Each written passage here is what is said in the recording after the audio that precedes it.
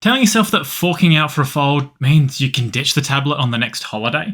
Is that bending the truth? Or does the Pixel 9 Pro Fold actually make for a decent travel device?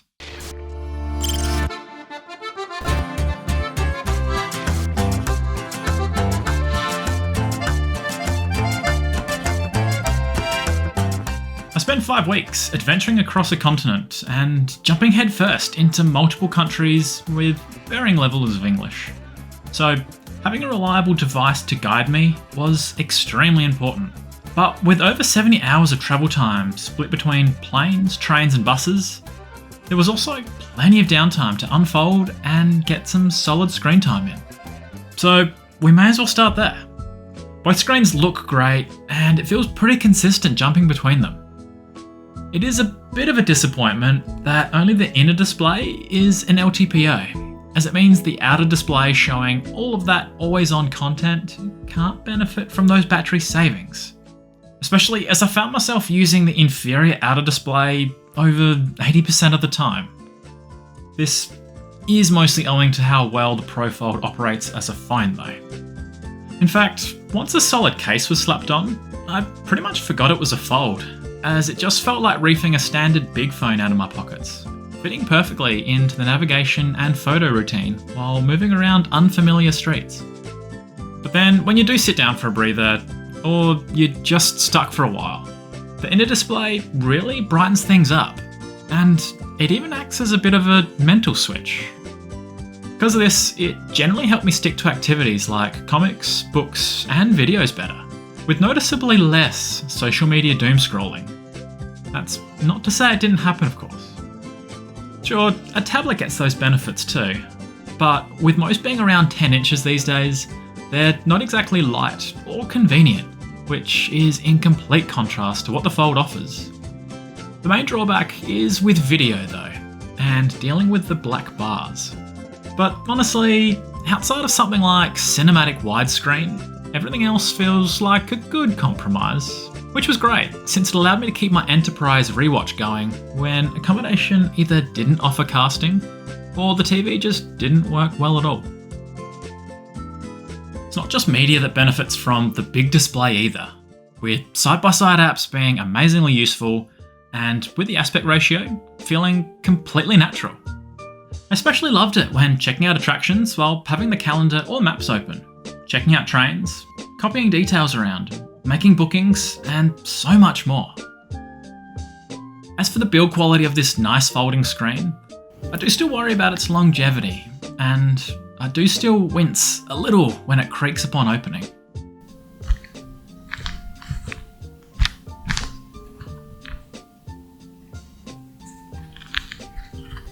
I'm at least aware that the worst of it is due to the screen actually touching when closed, which tends to stick a little. It's also responsible for those oil marks accumulating on the display from my grubby fingers. Maybe packing a cleaning kit was overkill, but it made me feel better at least, and it's so far managed to stay free of any major scratches too. And the crease. Hasn't been too bad, but it does get rather obvious in brighter light. Something to note is that after months of use, it is actually fairly prominent. Not nearly as low-key as many reviewers would have reported based on only a week of use, which is to be expected of the mechanism. Before moving on to the camera, I do want to quickly touch on 2 more random benefits that were especially useful while travelling. First was the water resistance, being proven while getting caught in a very heavy London downpour. This was filmed out in the open and not under an umbrella, because I'm silly. And yeah, I was sick the next day. Secondly, the Pixel VPN, which was fantastic hopping around all the free Wi-Fi on planes, trains and accommodation. Paired with the travel eSIM, it really covered all my bases. Okay, so the camera. Yeah, I knew this wouldn't be as good as a typical Pro phone. And despite always wanting to capture memories as best as possible, compromise was needed. Luckily, before the trip I did make a video comparing the Pro Fold to the outgoing Pixel 8 Pro, so I already knew the limitations and accepted the trade-offs. That said, for photos that I don't really intend to print, most turned out pretty well. My findings didn't change from that previous video either, mostly sticking to 1x and 5x zoom levels, with very occasional 10x use and avoiding 2x as much as possible.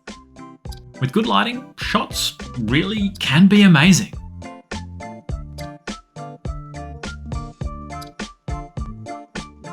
Less than ideal lighting was sometimes a challenge, ranging from darker images to lens flares, but many still managed to come up alright.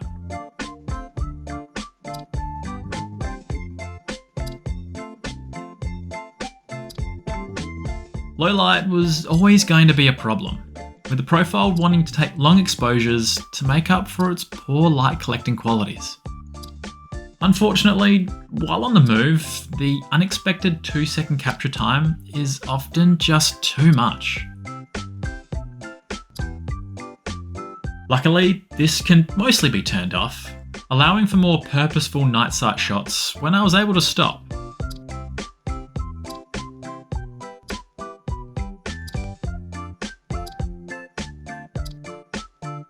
And even some night sight panoramas from time to time. This obviously reduced the quality of many night shots though, but stopped even more from becoming blurry messes.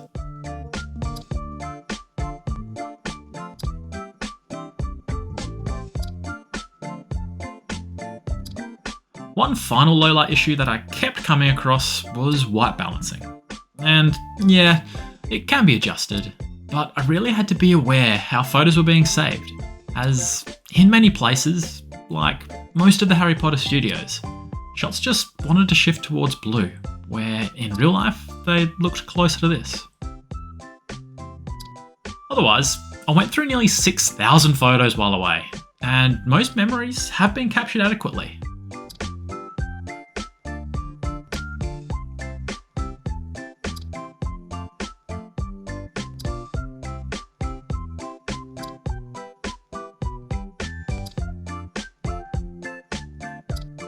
While snapping away and navigating strange places, it is a pretty big deal for the battery to at least be reliable. Unfortunately, it was a bit of a mixed bag. Generally leaning towards not good enough to last the day, but still having many moments of impressiveness. With the right conditions early on, I managed many days with over 7 hours of screen on time, but towards the end of the trip, it was much less, really needing to lean on a battery bank. The biggest factor always tended to be the radio, so using Wi-Fi really did help when available. Considering my phone was used for all my payments, public transport, passes, attraction tickets, and navigation. Yeah, it was getting flogged, but it was essential that it stayed alive. So, after weeks of travelling, have I done enough to convince myself that I haven't wasted my money? And more importantly, will my partner not call me an idiot? Well, the second part is still unclear, but I think I'm generally sold on the usefulness of a foldable while travelling. Usefulness over a typical XL phone though is going to be subjective for everyone, especially if it ends up closed most of the time. But I found myself reading more books and comics than I ever have before, even when I had access to a tablet, as the convenience and enjoyment just can't be beat. Yeah, I do wish the camera had less compromises, the front screen better with less bezel, and the overall footprint slightly smaller, but it was still a really great and memorable experience. Just maybe wait for a good special, have a battery bank on hand, and make sure things are properly insured.